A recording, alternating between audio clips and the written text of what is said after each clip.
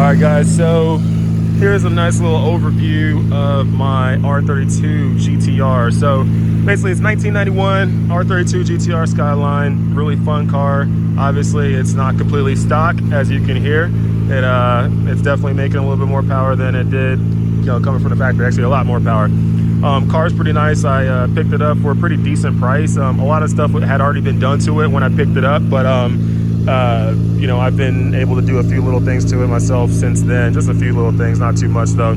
But I'll, kind of go over the car, talk to you about the whole thing. So, GTR obviously comes with the RB26. So I have RB26 in here. It's still stock bottom end, stock heads, but they have made a few little upgrades. It does have 272 cams or cam in there, or cams, whatever. 272 cams.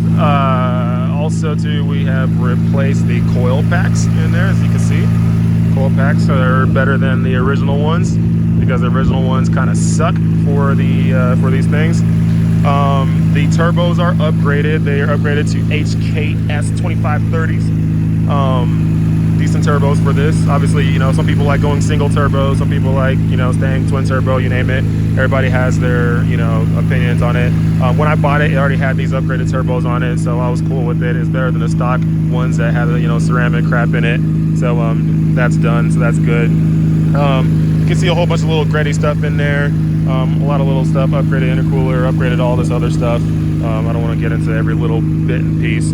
Upgrade suspension all the way through. You got Zeal on here, so the ride height's actually nice. It's not like, this thing isn't like slammed to the ground where, I'm like having to really creep over a whole bunch of speed bumps and all that stuff. You can see the front's cracked just a little bit. I didn't do that. The last owner did. I don't know what he hit or ran over, but it's all good. It happens.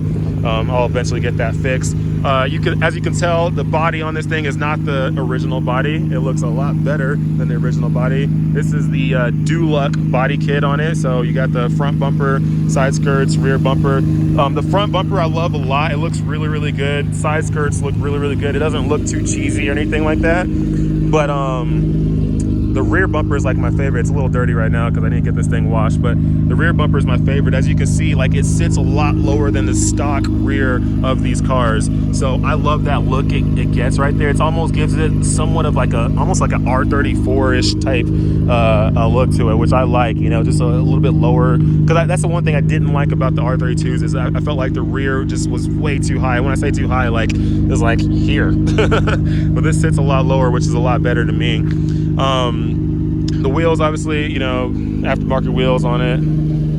The brakes are upgraded to the R33 brakes on it, so it is not the original stock R32 brakes. These are R33 brakes. I've converted this thing to E85, which is great. It's been able to help me make a lot more power. This thing on the dyno last, we made about 500 even to the wheels on this thing, so it was great. I have the pump in it. The fuel pump is a Walbro fuel pump. I have 1200 cc injectors in it. We switched. It did have an Apex CFC ECU in it before, but we changed that out to the Haltech Platinum Pro. So that gave us some more tunability on it, so that we could do the E85 and everything. We got the E85 flex fuel sensor on there too, so it can sense what kind of what level of E85 I have in this thing, because sometimes I don't have E85 everywhere I go. So if I got to put a little 91 in it, I got to put a little 91. So I want the tune to adjust to it. So that's been great. Let's see. Obviously the car is pretty loud, so it's pretty much straight pipe all the way back, and I have a little cutout somewhere down over here. Let's see if you can see the cutout right there. So a nice little cutout, which is nice. That gives it a nice little roar right there through the center. If you two-step this thing, it shoots flames from the bottom and shoots flames from the rear. So going to the interior of the car, so a little dirty in here, don't worry about that.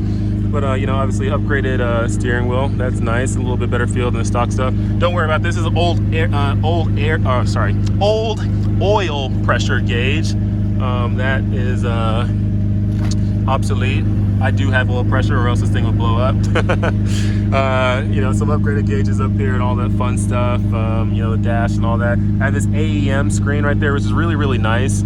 I've been able to, it has a lot of adjustability to it, so you can add all these little readings onto it to be able to read whatever you want to read. So that's just one of the screens that you see right there. I can hit this and then go over here to the left. It can switch over to this. It shows boost, water temp, AFR, oil pressure, all that fun stuff. A tachometer. This is boost, AFR. Come over here, give you a few more things. Battery, boost, throttle position, injector, injector duty cycle, all that stuff. Oil pressure, water temperature, intake temperature, speed, blah blah, AFR, ethanol content. You can see 73% right now.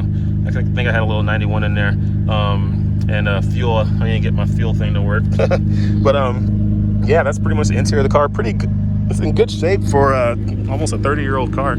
So that's nice. The seats are pretty good. I'm gonna change these seats out eventually, get some aftermarket race seats or something like that. But yeah, that's pretty much my GTR right there. I'm still learning a lot about it. I never owned a JDM car prior to this, so I'm still learning about these things, learning about the RB26. I don't know everything about it. I'm not gonna claim to be some GTR genius. I'm still learning I'm still learning about this car and some of the mods that it had done to it. I did get somewhat of a list of mods that were done to it prior, but I don't know, there might be some stuff that might be missing from it that I'm still trying to learn about on this car. So as we slowly, you know, as I continue to drive this thing and take it to shops and learn more about it, I'll keep everyone updated on what this thing has and what I'm adding to it. But you know, right now it's fun. 500 to the wheels, and the thing is a rocket. Love it. It's fun.